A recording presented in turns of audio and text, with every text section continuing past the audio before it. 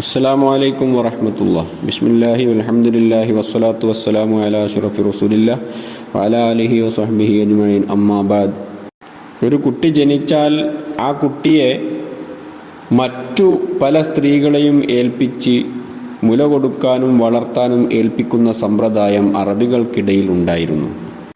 സാംസ്കാരിക ബോധം വളർത്തുക, സ്വാശ്രയശീലവും തൻ്റെടവും വർദ്ധിപ്പിക്കുക, ത്യാഗശീലമുണ്ടാക്കുക, നല്ല ഭാഷയും സംസ്കാരവും സിദ്ധിക്കാൻ അവസരം നൽകുക, ആരോഗ്യം സംരക്ഷിക്കുക തുടങ്ങിയ പല ലക്ഷ്യങ്ങൾക്ക് വേണ്ടിയും മുലപ്പാൽ നൽകാൻ മറ്റു സ്ത്രീകളെ ഏൽപ്പിക്കുന്ന സമ്പ്രദായമായിരുന്നു അറബികൾക്കുണ്ടായിരുന്നത്. ആദ്യമായി സ്വന്തം മാതാവ് ആമിന ബീവി കേവലം 3 ദിവസമാണ് മുല കൊടുത്തത്. പിന്നീട് നബി തങ്ങളുടെ ജനനത്തിൽ സന്തോഷിച്ച് അബൂലഹബ് എന്ന നബി തങ്ങളുടെ പിതാവിൻ്റെ സഹോദരൻ മോചിപ്പിച്ച അടിമപ്പെണ്ണ് സുവൈബത്തുൽ അസ്ലമിയ എന്ന പെണ്ണും ശേഷം ഹലീമത്തു സഅദിയ റളിയല്ലാഹു അൻഹായും സഅദിയ ഗോത്രത്തിൽ തന്നെ പെട്ട മറ്റൊരു സ്ത്രീയും സഅദിയ ഗോത്രക്കാരിയായ ബക്കർ എന്ന പേരുള്ള ഒരാളുടെ ഭാര്യയും ഉമ്മു ഐമൻ എന്ന അടിമ സ്ത്രീയുടെ പുത്രി ഖൗല എന്നവരും ആത്തിക്ക എന്നു പേരുള്ള 3 സ്ത്രീകൾ, അത്തിക്ക ബിൻത്ത് ഹിലാൽ, അത്തിക്ക ബിൻത്ത് മുറത്ത്, അത്തിക്ക ബിൻത്ത് ഔക്കസി തുടങ്ങി 8 പേര് തിരുനബി സല്ലല്ലാഹു അലൈഹി വസല്ലമക്ക് മുല കൊടുത്തതായി പണ്ഡിതന്മാർ രേഖപ്പെടുത്തിയിട്ടുണ്ട്. അവരിൽ ഏറ്റവും കൂടുതൽ കാലം നബിക്ക് മുലപ്പാല് കൊടുക്കുകയും വളർത്തുകയും പരിചരിക്കുകയും ചെയ്ത മഹദിയാണ് ഹലീമ ബീവി റളിയല്ലാഹു അൻഹ. നിത്യവൃത്തിക്ക് വേണ്ടി ജീവിതത്തിൻ്റെ മുന്നോട്ടു പോക്കിന് ആവശ്യമായ ചെലവ്, അതിനുള്ള സാമ്പത്തിക സ്രോതസ് കണ്ടെത്തുന്നതിന് വേണ്ടിയായിരുന്നു പലപ്പോഴും സ്ത്രീകൾ ഈ ദൗത്യം ഏറ്റെടുക്കാറുണ്ടായിരുന്നത്. ഹലീമ ബീവി റളിയല്ലാഹു അൻഹയും ഈ ഒരു ലക്ഷ്യത്തിന് വേണ്ടിയാണ് മക്കയിലേക്ക് മറ്റു പല സ്ത്രീകളുടെയും കൂടെ ഒരു മെലിഞ്ഞൊട്ടിയ വയസ്സായ ഒട്ടകത്തിൻ്റെ പുറത്ത് ഭർത്താവിൻ്റെ കൂടെ മക്കയിലെത്തുന്നത്. വലിയ പണക്കാരായ ആളുകളുടെ വീടുകളിൽ നിന്നുള്ള കുട്ടികളെയൊക്കെ കൂടെയുള്ളവർ എടുത്തു.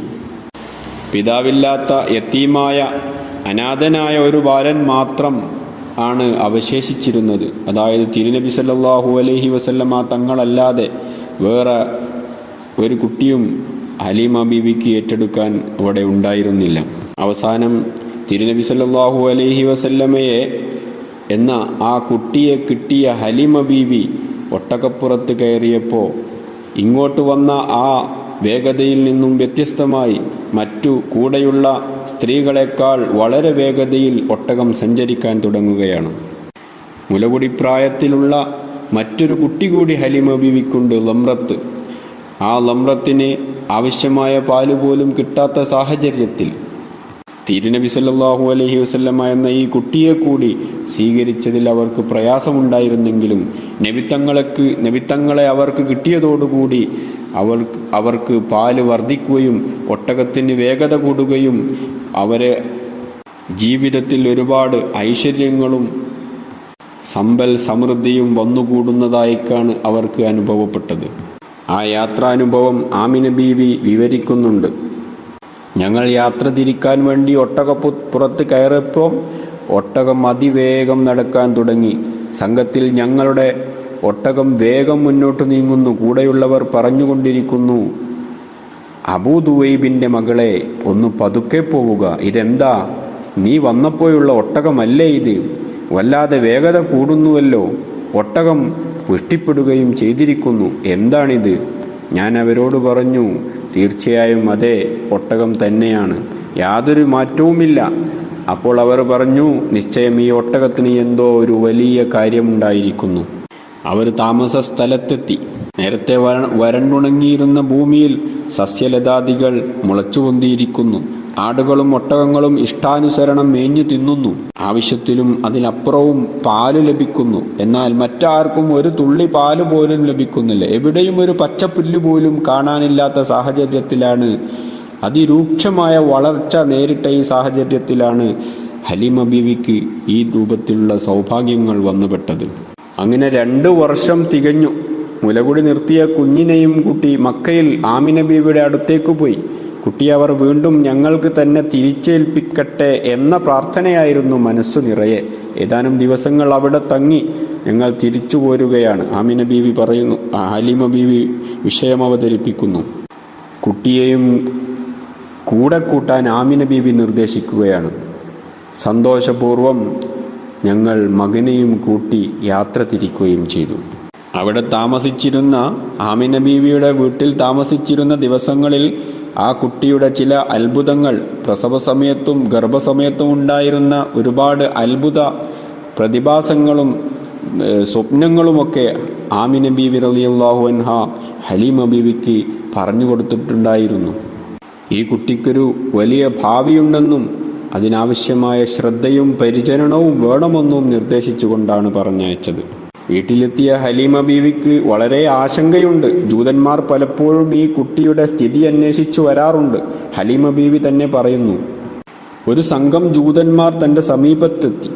അവർ ഈ കുട്ടിയെക്കുറിച്ച് പലതും സംസാരിച്ചു. അവസാനം പറഞ്ഞു, ഈ കുട്ടിയെ കൊന്നുകളയണം, ഇവൻ യഹൂദികളെ തകർക്കും, വിഗ്രഹങ്ങളെ നശിപ്പിക്കും.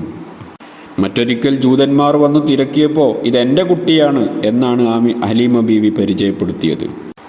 മറ്റൊരിക്കൽ കുട്ടി വീട്ടുമുറ്റത്ത് സ്വന്തം മകനുമായി കളിച്ചുകൊണ്ടിരിക്കുകയാണ്. കുട്ടികൾ കളിച്ചു വളരണമെന്നു തന്നെയായിരുന്നു അവരുടെ നിലപാട്. അങ്ങനെ ഒരു ദിവസം വീടിനു പിറകിൽ കളിച്ചുകൊണ്ടിരിക്കെ അപരിചിതരായ രണ്ടാളുകൾ വന്ന് ഒരാൾ പറഞ്ഞു, ഈ കുട്ടിയായിരിക്കും അത്. മറ്റേയാൾ അതെ. അങ്ങനെ അങ്ങോട്ടും ഇങ്ങോട്ടും അവർ സംസാരിച്ചു. അപരിചിതരെ കണ്ടപ്പോൾ കൂടെയുണ്ടായിരുന്ന പല കുട്ടികളും ഓടിക്കളഞ്ഞു. അപരിചിതരായ ആ വന്ന 2 പേർ നബിത്തങ്ങളുടെ അടുത്തെത്തി നബിത്തങ്ങളെ പിടിച്ച് കിടക്കാൻ ആവശ്യപ്പെടുകയും കിടത്തി ഒരു കത്തിയെടുത്ത് നെഞ്ചിൻ്റെ ഭാഗം കീറുകയും ചെയ്തു. നെഞ്ചിൽ നിന്നൊരു കറുത്ത രക്തക്കട്ട എടുത്തു മാറ്റി പകരം വെളുത്ത എന്തോ ഒന്ന് അവിടെ വെച്ചു. വേഗം മുറി കൂട്ടി കുട്ടിയെ എഴുന്നേൽപ്പിച്ച് അവർ സ്ഥലം വിട്ടു. ഇത് കണ്ട കൂട്ടുകാരൻ ലംറത്ത് പേടിച്ച് തൻ്റെ ഉമ്മയുടെ അടുത്തേക്ക് ഓടി കരഞ്ഞ് ചെന്ന് കാര്യങ്ങൾ അവതരിപ്പിച്ചു. അടുത്ത വീട്ടിലായിരുന്ന ഹലീമ ബീവി റളിയല്ലാഹു അൻഹ വന്ന് മകനെ എടുത്ത് വളരെ ഭയത്തോടുകൂടി കാര്യങ്ങൾ അന്വേഷിച്ചു മനസ്സിലാക്കി. ഹലീമ ബീവി ഭർത്താവിനെ വിളിച്ച് പറഞ്ഞു, എനിക്ക് ധൈര്യമില്ല, എന്താണിത് സംഭവിച്ചതെന്ന് അറിഞ്ഞുകൂടാ. കുട്ടിയെ നമുക്ക് തിരിച്ചേൽപ്പിക്കാം, നാളെ തന്നെ മക്കയിലേക്ക് പോകാം, ഇനി എന്തെങ്കിലും സംഭവിച്ചാൽ നമുക്ക് പ്രശ്നമാകും. ഭർത്താവ് ആ അഭിപ്രായത്തോട് യോജിച്ചു. അങ്ങനെ ആമിന ബീവിയുടെ അടുത്തെത്തിയപ്പോൾ ആമിന ബീവി കാര്യങ്ങളൊക്കെ അന്വേഷിച്ചു. ഹലീമ ബീവിയെയും ഭർത്താവിനെയും സമാശ്വസിപ്പിച്ചു. ഈ കുട്ടിക്ക് ഒന്നും സംഭവിക്കില്ല, ആ കാര്യത്തിൽ നിങ്ങൾ ഒട്ടും പേടിക്കേണ്ടതില്ല, പിശാചിൻ്റെ ബാധ ഈ കുട്ടിക്ക് ഏൽക്കുകയില്ല. അങ്ങനെ ആമിന ബീവി റളിയല്ലാഹു അൻഹ ഹലീമ ബീവിക്കും ഭർത്താവിനും ഒരുപാട് സമ്മാനങ്ങൾ കൈമാറി സന്തോഷത്തോടുകൂടി തിരിച്ചയച്ചു. 2.5 വയസ്സുള്ള സമയത്ത് ഹലീമ ബീവിയുടെ സംരക്ഷണത്തിൽ കഴിയുന്ന ഘട്ടത്തിൽ നബി തങ്ങളുടെ നെഞ്ചു കീറി ഒരു ശുദ്ധി കലശം നടത്തപ്പെട്ടിട്ടുണ്ടായിരുന്നു. പിന്നീട് 51-ാം വയസ്സിൽ ഇസ്രാ മേറാജ് സംഭവമുണ്ടായപ്പോഴും ഇങ്ങനെ നെഞ്ചു പിളർത്ത സംഭവമുണ്ടായിട്ടുണ്ടെന്ന് ഇസ്ലാമിക ചരിത്രകാരന്മാർക്കിടയിൽ ചർച്ചയുണ്ട്. പിന്നീട് നബി തങ്ങളെക്കുറിച്ചുള്ള അന്വേഷണമോ വന്ന് കാണാനുള്ള ഒരു അവസരമോ ഒന്നും ഹലീമ ബീവി കണ്ടെത്തിയിരുന്നില്ലെങ്കിലും നബി തങ്ങൾക്ക് 25-ാം വയസ്സായപ്പോൾ ഖദീജ ബീവി റളിയല്ലാഹു അൻഹയെ വിവാഹം ചെയ്ത സമയത്ത് സന്തോഷം പങ്കിടാൻ വേണ്ടി നബി തങ്ങളുടെ അടുക്കൽ അവർ വന്നിരുന്നു.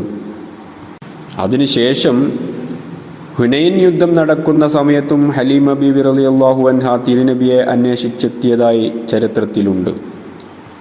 ആ സമയത്തൊക്കെയും ഒരു ഉമ്മ എന്ന പരിഗണനയോടുകൂടി എല്ലാവിധ ഒത്താശകളും സ്വീകരണങ്ങളും നൽകിക്കൊണ്ടായിരുന്നു തിരുനബി സല്ലല്ലാഹു അലൈഹി വസല്ലമ ഹലീമ ബീവിയെ വരവേറ്റിരുന്നത്. ഹലീമ ബീവിയും ഭർത്താവും തൻ്റെ മക്കളുമൊക്കെ ഇസ്ലാം സ്വീകരിക്കുകയും തിരുനബിക്ക് മുല കൊടുക്കാൻ ഭാഗ്യം സിദ്ധിച്ചതിൽ അത്യധികം സന്തോഷിക്കുകയും ചെയ്തിരുന്നു.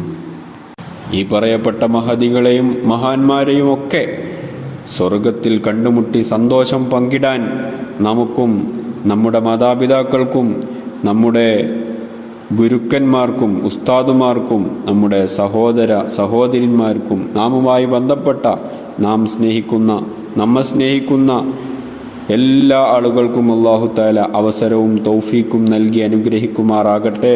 ആമീൻ. വ ആഖിറു ദഅവാനാ അൽഹംദുലില്ലാഹി റബ്ബിൽ ആലമീൻ. അസ്സലാമു അലൈക്കും വറഹ്മത്തുള്ളാഹി.